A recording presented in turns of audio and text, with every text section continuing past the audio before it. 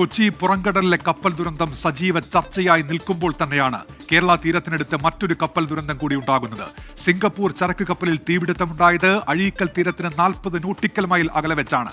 കൊളംബോയിൽ നിന്ന് മുംബൈയിലേക്ക് പോയ വാൻഹായ് 503 എന്ന കപ്പലാണ് ദുരന്തത്തിൽപ്പെട്ടത്. 18 നാവികരെ രക്ഷപ്പെടുത്തിയിട്ടുണ്ട്, 4 പേരെ കാണാനില്ല. രക്ഷാദൌത്യം അതീവ ദുഷ്കരമാണ്. പ്രത്യേക പരിപാടിയിലേക്ക് കടൽപ്പരപ്പിലെ ദുരന്തം.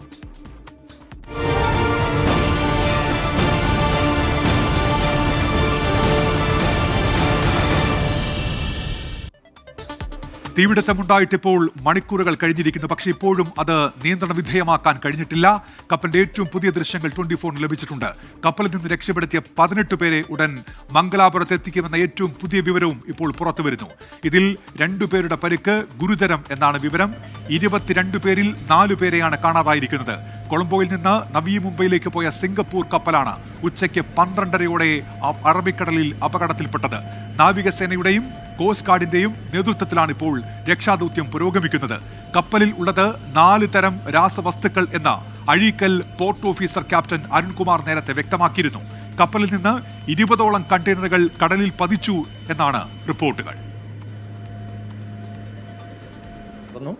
അത് ശരിയാണ്. കോസ്റ്റ് ഗാർഡ് ഇതിൽ ഡിപ്ലോയ് ആയി. അപ്പോൾ 22 ക്രൂ ഉണ്ട്. ആ 22 ക്രൂവിനെ അവരെ രക്ഷപ്പെടുത്തും. അപ്പം പരമാവധി നമുക്ക് സാധ്യത എന്ന് വെച്ചാൽ നമ്മൾ ബേപ്പൂരിലേക്കാണ് അതിന് രക്ഷാപ്രവർത്തനം കഴിഞ്ഞിട്ട് കൊണ്ടുവരിക. ഓപ്പറേഷൻ ഗോയിങ് ഓൺ ആണ്. ഫർദർ ആയിട്ടുള്ള ഇൻഫോർമേഷൻസ്, കാരണം ഇതിപ്പം ഡിഫൻസ് ഏജൻസി ആയതുകൊണ്ട് അവരിൽ നിന്ന് കിട്ടിയതിന് ശേഷം മാത്രമേ നമുക്ക് പബ്ലിക് ഡൊമൈനിൽ കിട്ടും.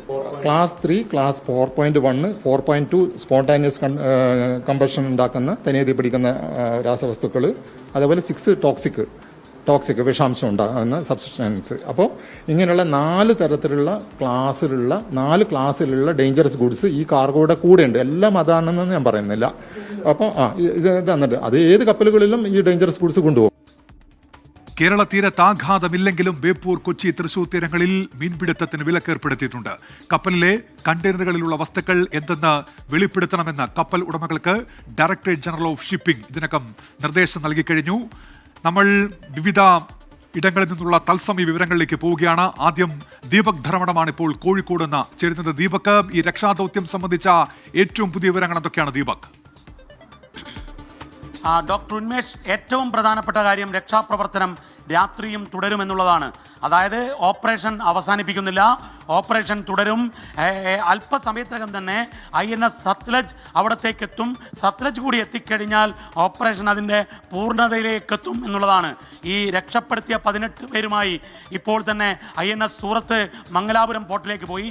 മംഗലാപുരം പോർട്ടിലാകുമ്പോൾ ഒരു ഗുണം, അകത്തേക്ക് കയറി പോകാൻ സാധിക്കുന്നു എന്നുള്ളതാണ്.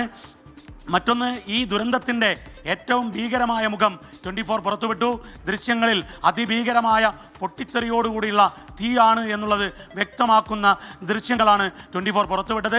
അതിൽ കൃത്യമായി അറിയാൻ സാധിക്കും ഈ ദുരന്തത്തിൻ്റെ ആഘാതം എത്രമേൽ വലുത്. അതുകൊണ്ട് തന്നെ തീ നിയന്ത്രണ വിധേയമാക്കാൻ പെടാപ്പാടുപെടുന്ന രക്ഷാസേനകളെയാണ് നമ്മൾ കണ്ടത്.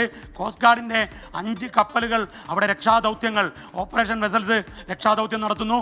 ഒപ്പം തന്നെ പൊല്യൂഷൻ കൺട്രോൾ വെസലുകൾ മറ്റൊരു ഭാഗത്ത് ഡാമേജ് കൺട്രോളിംഗ് നടത്തുന്നു. ഇത് കൂടാതെ വീണ്ടും ഒരു സമൃദ്ധി കൂടി അങ്ങോട്ടേക്ക് വിടുന്നു.